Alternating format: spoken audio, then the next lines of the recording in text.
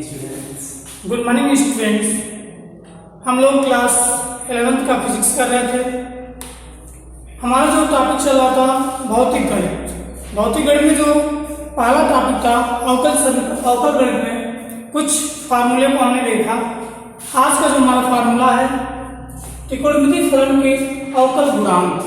जो ट्रिग्नोमेट्री होती है उसके जितने भी फलन होते हैं उसका अवकल गुणांक कैसे हम लोग करते हैं, उसके कुछ फार्मूले यहाँ दिए गए हैं। जो पहला फार्मूला है आपका dy dx sin x equal to cos x, ये फार्मूला होता है। ठीक, जैसे जैसे हम अपर क्लास में जाएंगे इस फार्मूले का डेरिवेशन किया जाएगा। ठीक, बहुत अधिक फार्मूला यूज जो कैलकुलस का होता है वो मैथमेटिक्स में किया जाएगा। कुछ ही फार्मूले का यूज फिजिक्स में या कहीं कहीं केमिस्ट्री में भी किया जाएगा। अगला देखिएगा dy dx cos x बराबर क्या होता है minus sine x, dy dx tan x equal to sec square x, dy dx sec x equal to होता है आपका sec x tan x होता है। यहाँ देखेंगे dx cos थीटा बराबर होता है cos x कहिए या थीटा कहिए, कुछ भी कर सकते हैं इसमें, equal to minus cosec square theta, और dy dx कोसेक x बराबर होता है minus cosec x cot x। ठीक है, यानी कहने का मतलब हमारा ये हो गया। अगर हम साइन की बात करते हैं, अगर यहाँ पर साइन का अगर हम अवकलन करते हैं, ठीक है ना, तो फाइनली जो रिजल्ट हमको मिलता है वो cos में मिलेगा। ठीक, अगर हम cos से करते हैं तो क्या मिलेगा साइन में, वो भी माइनस साइन के साथ मिलेगा। tan की बात कर लेते हैं, अगर tan दिया गया है sec स्क्वायर मिल जाएगा, cot दिया गया है तो कोसेक स्क्वायर मिलेगा।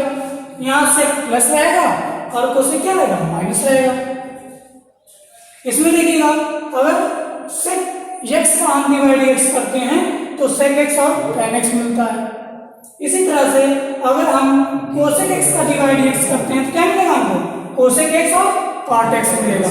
ये फार्मूला है जिसका यूज हमको भौतिक विज्ञान में करना पड़ेगा।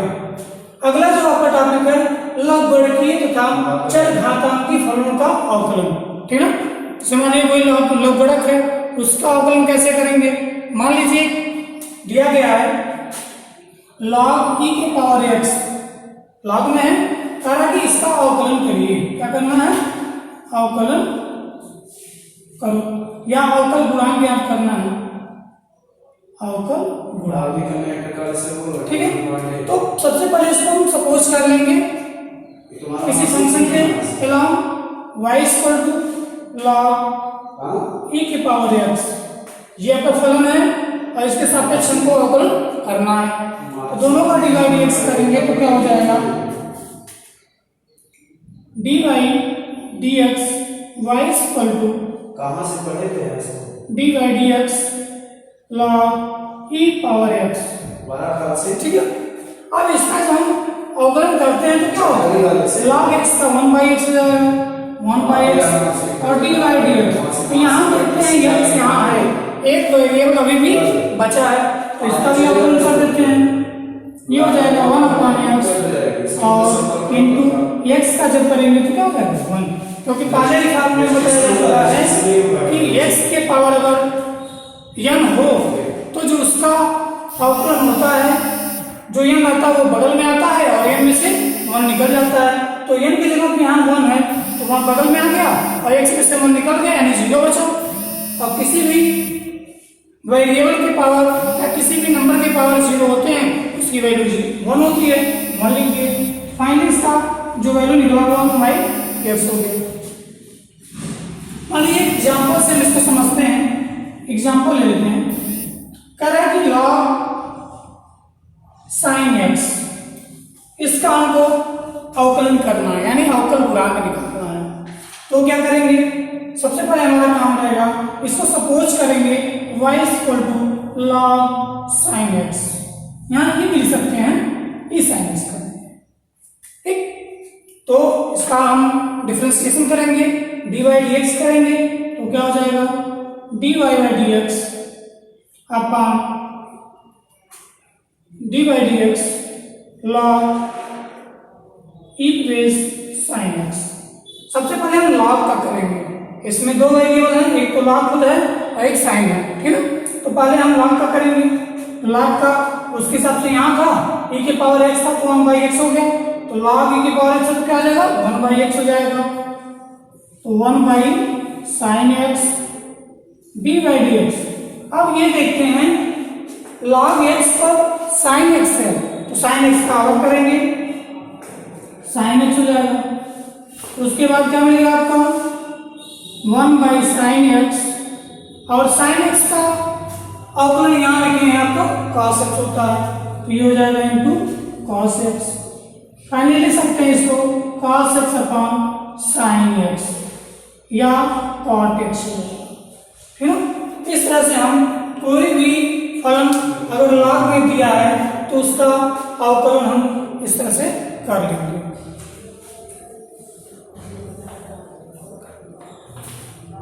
आगे देखिए, अगर एक और दिया गया है फार्मूला बनाने के लिए, फलन है e की पावर x, क्या है a की पावर x, a की पावर x फलन दिया गया है। अब कह रहा है इसका अवकल गुणांक निकालिए, अवकल गुणांक, तो क्या करेंगे इसका अवकल गुणांक क्या होगा, इसको मान लेते हैं y, a के पावर x, दोनों साइड में डिवाइड x कर देंगे, तो क्या हो जाएगा dy/dx is equal to dy/dx a की पावर x। जब a की पावर x का करेंगे तो a की पावर x तो बगल में आ जाएगा, कहाँ जाएगा बगल में, तो हो जाएगा आपका a की पावर x और with log e base a, क्या हो जाएगा a की power x log e base a हो जाएगा। ये तो इसका हो गया आपका dy/dx। ठीक, अगला मान लीजिए तीसरा है, इसमें दिया गया y इक्वल टू e की पावर x, क्या है e की पावर x। इसका अगर हमको अवकल गुणांक निकालना है तो क्या करेंगे, इसका भी अवकलन कर लेंगे, dy/dx equal to dy/dx e की पावर x। ठीक है, अब e की पावर x का जो अवकलन होता है e की पावर x ये होता है, ये हो जाएगा आपका e की पावर x, और फिर dy/dx करेंगे, यहाँ ऊपर x है तो x का भी अवकलन हो जाएगा, और सिंगल x का जो अवकलन होता है 1 के बराबर होता है, तो हो जाएगा ये dy/dx इक्वल टू e के पावर x इंटू 1 इक्वल टू e के पावर x, ये हो जाएगा। इसके बाद एक एग्जाम्पल लेके उसको समझते हैं हम एग्जाम्पल के माध्यम से। यहाँ देखिएगा एग्जाम्पल है, y इक्वल टू दिया गया आपका x e की पावर x, क्या है x e की पावर x। ठीक है, कह रहा है कि इसका अवकल गुणांक निकालिए। हम बता चुके हैं कि अगर कोई भी फलन दो फलनों का गुणज होता है तो उसका हम अवकलन कैसे करते हैं, उसका सूत्र बताया गया था, फर्स्ट फलन इंटू, इस तरह से दिया गया था y बराबर uv। ठीक है, तो इसका जो फॉर्मूला होता था dy/dx का, u into dy/dx v plus v into dy/dx u। ठीक है, यानी फर्स्ट फलन सेकंड का अवकलन, सेकंड फलन इंटू फर्स्ट का अवकलन, उसी तरह से इसका भी हम कर लेंगे। पहले सूत्र बताया जा चुका था, तो dy/dx is equal to first फलन x को मानेंगे और सेकंड फलन e की पावर x को मानेंगे, तो क्या हो जाएगा फर्स्ट फलन x लिख दिए और dy/dx e की पावर x प्लस सेकंड फलन e की पावर x और dy/dx x हो जाएगा। ठीक है ना, अब देखिएगा x तो ऐसे ही रह जाएगा e की पावर x का, अब यहाँ पर निकाले हैं e की पावर x का dy/dx, e की पावर x होता है e की पावर x प्लस, अब यहाँ देखिए e की पावर x तो सेकंड फलन है लिख देंगे, और x का जो अवकलन होता है 1 होता है, बताया जा चुका है पहले ही। हाँ, तो x e की power x plus x e की पावर x, ठीक। e की पावर x सामान लेंगे, e की पावर x हो जाएगा x प्लस मान। इस तरह से इसका डिफरेंशियल कर सकते हैं, यानी अवकल गुणांक निकाल सकते हैं। अब इसके बाद अगला जो आपका है, इसी में प्रतिस्थापित विधि के द्वारा अवकल कैसे निकालेंगे, किसी भी फलन का अवकल गुणांक निकालना।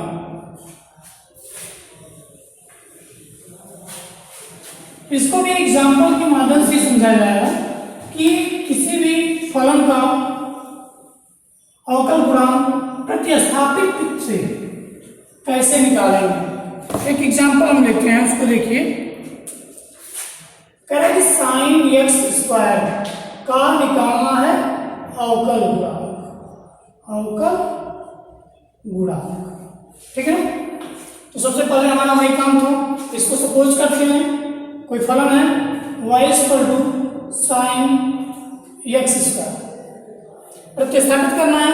यहां देख रहे हैं एक फलन है और फलन एक फलन है, दूसरे फलन का स्क्वायर कर दिया गया है, ठीक। तो जो स्क्वायर वाला टर्म है उसको हमको सपोज कर लेंगे, A B C D T P जो भी मानना रहेगा हम उसको मान लेंगे। तो यहां लेट करेंगे, यानी माना कि x = टी मान लेंगे। क्या मानेंगे? x² = टी मान लेंगे। तो क्या हो जाएगा, और अवकल करना है, ये हो जाएगा dy/dx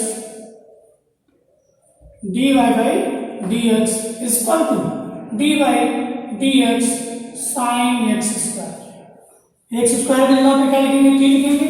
तो क्या हो जाएगा, d/dt हो जाएगा, क्योंकि t के सापेक्ष हमको निकालना है।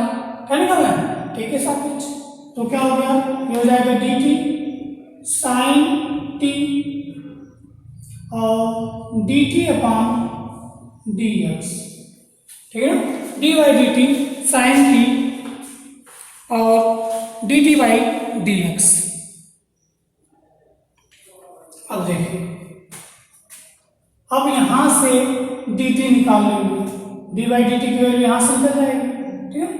तो dy/dt की वैल्यू कैसे यहां से निकली, इसको देखिए, 2x dx = dt, 2x dx = dt। तो क्या हो जाएगा, dt/dx इक्वल हो जाएगा 2x, यानी इसकी वैल्यू मिल गई 2x। तब इसका जो वैल्यू निकालेंगे, इसका क्या हो जाएगा, sin x का क्या होता है, sin t का cos होता है, हो जाएगा आपका cos t, और इसका क्या हो जाएगा 2x, ठीक है। अब t की वैल्यू वहां से इसमें रख देंगे, तो 2x cos x², ये हो जाएगा इसका अवकल गुणांक, इसके माध्यम से प्रतिस्थापन विधि के द्वारा, ठीक। इसी तरह से एक और सवाल इसमें देख लेंगे, एक और देख लीजिए। मान लीजिए एक और दिया गया, y = log sin x, क्या है, log sin x। इसको डायरेक्ट कर सकते हैं, लेकिन जो रूल बता दिया है, कह रहा है कि बीच में प्रतिस्थापित विधि के द्वारा इसका अवकल गुणांक निकालना है, तो मान लेंगे इसको। क्या मानेंगे, sin x = t, sin x की वैल्यू क्या मानेंगे, t मानेंगे। यही इसको कर देंगे, sin x का हो जाएगा cos x, इसका भी अवकलन कर देंगे, इसका भी कर देंगे। तो cos x dx, इसका हो जाएगा dt। यहां से हम dt/dx की वैल्यू फाइंड कर लेंगे cos x, ये हमको निकालना है। या यहां से कर सकते हैं, या तो आगे से भी कर सकते हैं उसको। तो यहां इसकी वैल्यू रखेंगे, y = log t, y = log t। तो क्या हो जाएगा, dy/dx = dy/t log t dt/dx, ठीक है। ये हो जाएगा log t का मतलब 1/t हो जाएगा, dt, t क्या है, sin x, यहाँ लिख देंगे sin x/dx, या इसको फाइनली करेंगे 1/t। sin का क्या होता है, cos x, क्या हो जाएगा cos x। अब t की वैल्यू जो है उसको यहाँ रख देंगे, क्या हो जाएगा 1/, cos t की वैल्यू क्या है sin, तो हो जाएगा sin x into cos x। मिल रहा देखिए cos x upon sin x, ये इसका डिफरेंशिएशन हो जाएगा अवकल गुणांक। अब इसके बाद आपका आता है समाकलन गणित, समाकल गणित, उसके बारे में थोड़ी सी जानकारी प्राप्त करेंगे।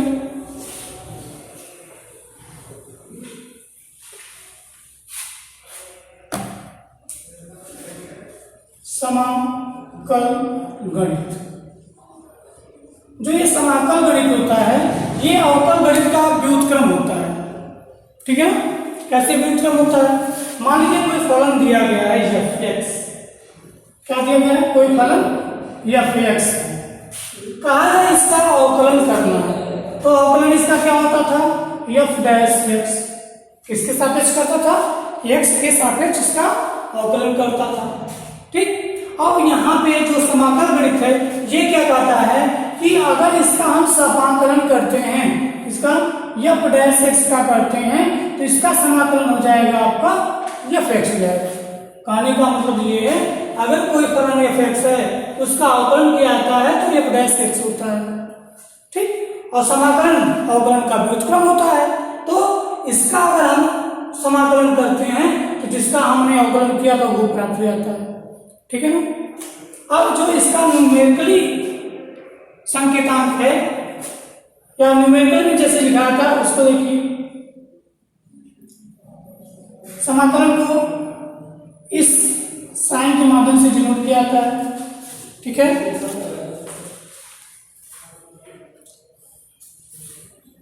यहाँ f'(x) है, dx करेंगे तो जो वैल्यू फाइंड हो जाएगी आपकी f(x), ठीक।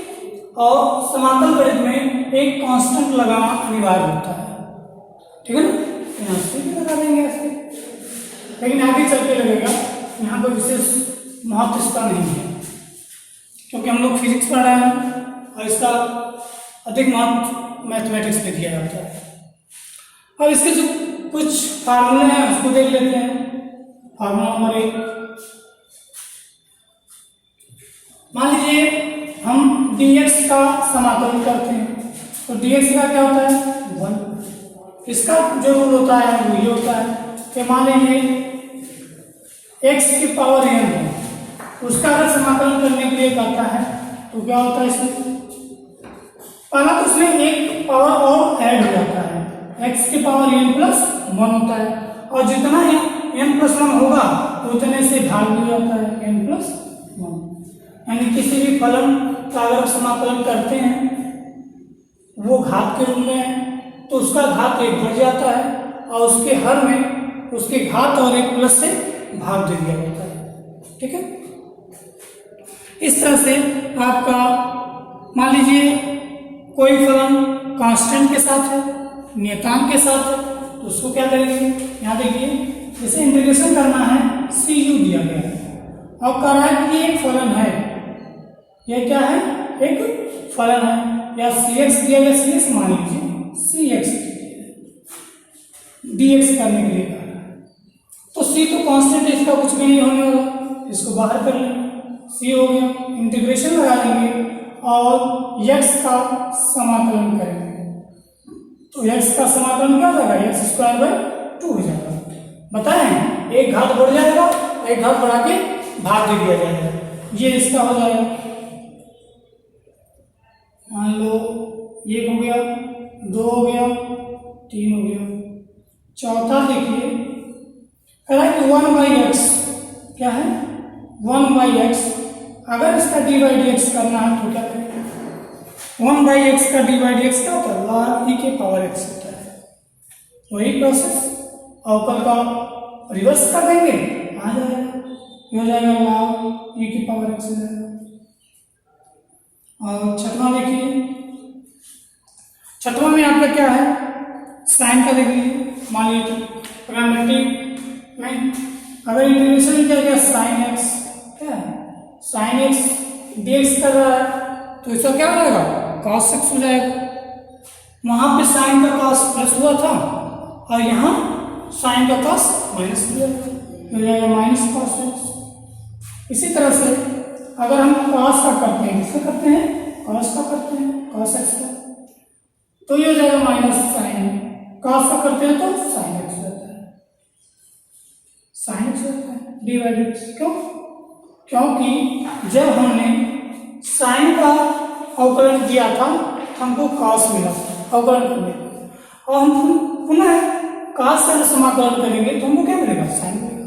यहाँ पे क्या था, हमने जब कॉस का समाकलन किया था तो साइन माइनस से मिला था, इसलिए अगर हम साइन का समाकलन करेंगे तो कॉस को क्या मिलेगा, माइनस से मिलेगा। इस तरह से बहुत से फार्मूले आपके समाकलन गणित के हैं, लेकिन जितने फार्मूले का यूज किया जाएगा इतने ही फार्मूले इसमें यूज किया जा सकता है। अब इसी के बाद आपका निश्चित समाकलन होता है। निश्चित समाकलन मतलब क्या होता है, किसी भी फलन का एक एरिया उसमें फिक्स रहता है कि इस एरिया से उस एरिया तक वो वेरी कर सकता है, यानी उसका जो एरिया है वो चेंज नहीं हो सकता। मान लीजिए एक रेखा है कोऑर्डिनेट पे और कह रहा है ये इस तरह से मोशन करते हुए जा रहा है और इसका एरिया फिक्स है कि यहीं तक ये जाएगा, यहीं तक ये जाएगा, यानी जो फलन है वो कहाँ तक वेरी करेगा, एक निश्चित सीमा तक वेरी करेगा, उसी को क्या कहेंगे, निश्चित समाकलन कहेंगे।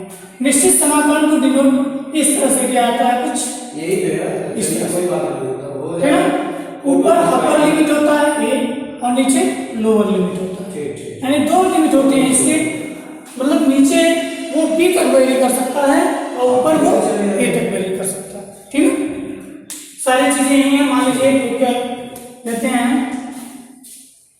मान लीजिए एक्स स्क्वायर है, कह रहा है कि इसका जो सीमा दिया गया, लिमिट दिया गया है वो ए टू बी दिया गया है, क्या दिया गया, ए टू बी, कह रहा है कि इन्हीं दोनों के बीच में ये वेरी कर सकता है, तो इसका अगर समाकलन निकालते हैं तो क्या हो जाएगा, तो इसका करेंगे पहले समाकलन निकाल देंगे और लिमिट को कुछ भी नहीं करेंगे, वैसे छोड़े रहेंगे, तो ए स्क्वायर क्या होता है, एक्स पावर 3 हो जाएगा और ए टू बी हो जाएगा। और निश्चित समाकलन में ये देखा जाता है पहले कौन सी लिमिट लगाई जाए, अपर लगाई जाए कि लोअर लगाई जाए। जो इसका नियम कहता है सबसे पहले अपर लगता है और उसके बाद माइनस कर देते हैं लोअर लिमिट, यानी upper limit minus lower limit कर देते हैं। तो करिए इसको, एक्स क्यूब यानी क्यूब की जगह बी लिखेंगे, B cube by 3 minus A cube by 3, या ये हो जाएगा 1/3 बी क्यूब माइनस ए। इस तरह से निश्चित समाकलन का उपयोग किया जाता है और इसी टाइप का एक निश्चित समाकलन हमारे भौतिक विज्ञान में भी किया जाएगा। धन्यवाद।